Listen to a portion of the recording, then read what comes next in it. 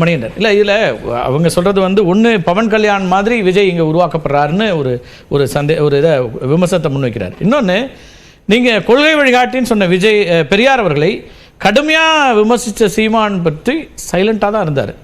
ஏன்னா பெரியார் ஏற்கப்படுவதில் பாஜக விமர்சிக்கிற ஒரு இடம் அப்படின்னா எல்லாத்தையும் ஒன்னோட ஒன்று கனெக்ட் பண்ணி பார்க்குறாங்க. அப்போ இந்த இடம்லாம் அவர் வந்து பாஜக விரும்பக்கூடிய இடத்துக்கு அவர் நகர்கிறாரா அல்லது நகர்த்தப்படுகிறாரா அப்படின்னு தான் திரு கனகராஜ் பேசியிருந்தா செக்யூரிட்டி கிடைச்சிருக்காரு. திரு மணிகண்டன் வீராசாமி ஒரே ஒரு கேள்வி அதையும் சேர்த்து சொல்லிட்டாருன்னா, பணக்கொழுப்புன்னு சொன்னதுக்கு வந்த ஒரு பெரிய அறிக்கை பெரியாருக்கு எதிராக பிரசாந்த் கிஷோருக்கே வந்துச்சு.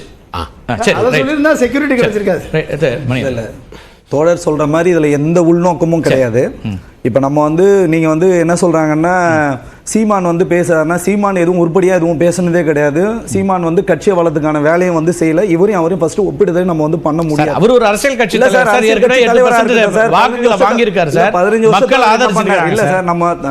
15 வருஷத்துல அவர் எதுவுமே பண்ணல. ஆனா இவர் வந்து அப்படி கிடையாது.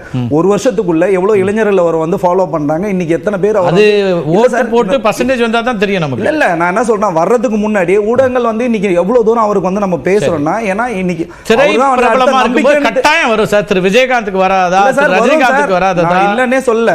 இப்போ திரு விஜயகாந்த் அவர்களுக்கு வந்து ஒரு நெரேட்டிவ் செட் பண்ண மாதிரியோ இவருக்கு வந்து செட் பண்ண முடியாது. ஃபர்ஸ்ட் அதே மாதிரி பாத்தீங்கன்னா, நீங்க பிஜேபியோட பி டீம், பிஜேபியோட சாஃப்ட் கார்னர் யூஸ் பண்ண அப்படிலாம் கிடையாது. நீங்க நாங்க திமுகவும் பிஜேபியும் ஒரே தளத்துல தான் வச்சு பாக்குறோம். இவங்க கொள்கை எதிர்னா அவங்க அரசியல் எதிரி, இப்படிதான் நம்ம வந்து பாக்குறோம் கண்டி.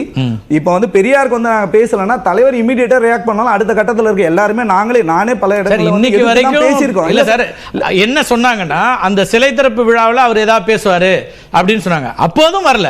நீங்க கொள்கை வழிகாட்டியா இருக்கக்கூடிய ஒரு தலைவர் மீது ஒட்டுமொத்தமா விமர்சனங்கள் கடுமையா வைக்கப்படும் போது, எல்லா பெரியாரியவாதிகளும் பேசும்போது அமைதி காக்கும் போது கேள்வி வர்த்தனை செய்து பேசுறதே பாத்தீங்கன்னா, திரு சீமான் அவர்கள் பேசுறதே ஒரு மீடியா அட்டென்ஷனுக்காக தான் அவர் பேசுறாரு. சோ அத வந்து எல்லாரும் பேசும்போது அத வந்து அவங்க சுட்டி காட்டினா சார், பணக்குழு அவர் சொன்ன உடனேயா இம்மீடியட்டா ஒரு ஸ்டேட்மெண்ட் கொடுக்குறாங்களே, அதுக்கு வரணுமே. அப்படி ஒரு ஸ்டேட்மெண்ட் வந்துச்சான்னு கேக்குறாங்க. இல்ல நிச்சயமா வரும். இல்ல சார், நானும் சொல்றேன். இப்போ ஒண்ணு இல்ல, தலைவர் வந்து மக்களை வந்து ஒய் செக்யூரிட்டிக்காண்டி மட்டும் தள்ளிட்டு இப்ப அரசியல் ரீதியா ஒரு மாற்று அரசாங்கத்தை கொண்டு வர முயற்சியில விஜய் வந்து ஆர்வப்பட்டாருன்னா அதுல என்ன தப்பு இருக்குன்னு கேட்கிறேன். ஒன்னும் தப்பு இல்ல, ஒரு தப்பு. நீங்கள் நம்பக்கூடிய இடத்துல விஜய் இருக்கிறாருன்னு அவர் சுட்டி காட்டுறாரு, அவ்வளவுதான். இல்ல சார், அரசியல் கிடையாது. ஏன்னா திமுக விட பெரிய பல்க் கூட்டணி வச்சு நடத்தும் போது பாரதிய ஜனதா கட்சி ஒரு பல்க் கூட்டணி வச்சு நடத்துறதுல எந்த தவறும் கிடையாது. இது ஒய் செக்யூரிட்டி மூலமா தான் வரணும்னு அவசியம் இல்ல. ரொம்ப குறைவா இருக்கு. மாற்று அரசாங்கத்துக்காண்டி வரலாம் சார். நாங்க தீர்க்கமா தெளிவா சொல்றோம், நம்ம திமுகவை எந்த அளவுக்கு எதிர்க்கமோ அதே அளவுக்கு தான் நம்ம பாஜகவை எதிர்க்கிறோம். அதே மாதிரி மக்களோட தான் கூட்டணி. எங்க தலைமை ஏத்துக்கிட்டு யார் வரணும் அவங்களோட தான் கூட்டணி. எலெக்ஷனுக்கு அப்புறம் வந்து அதிமுக பாஜக கூட்டணி இதெல்லாம் பம்மாத்து, இதெல்லாம் ஒரு காலம் நடக்கும். திரு ரவிட்ட நிறைவு பண்றேன் சார். ஒரு நேற்றுக்கு உயர்நீதிமன்றத்தினுடைய இந்த அப்சர்வேஷன் இருக்குல்ல, டிஜிபிக்கு ஒரு உத்தரவு போட்டாங்க.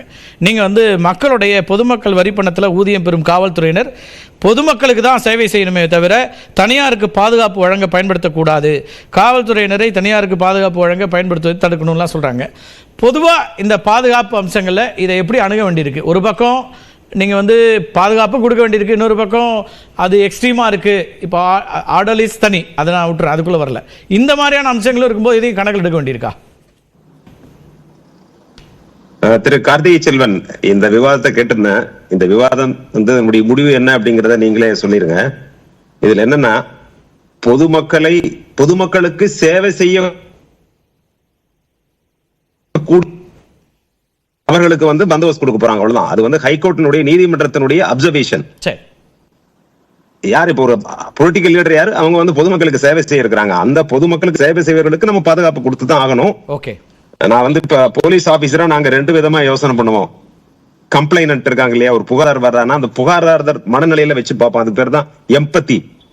இப்ப நான் வந்து ஒரு பியூரோக்ரேட்டா இருந்து ரிட்டையர் ஆனால் ஒரு பொலிட்டீஷியனா நான் வந்து அவருடைய ஷூல வச்சு நான் பார்த்தேன்னா, இந்த பந்தோபஸ்த் ஒய் ஸ்கேல் திரு விஜய் அவர்களுக்கு கொடுத்தது it is disadvantage to mister Vijay, அவ்வளவுதான். ஓ ஓகே, ரைட்.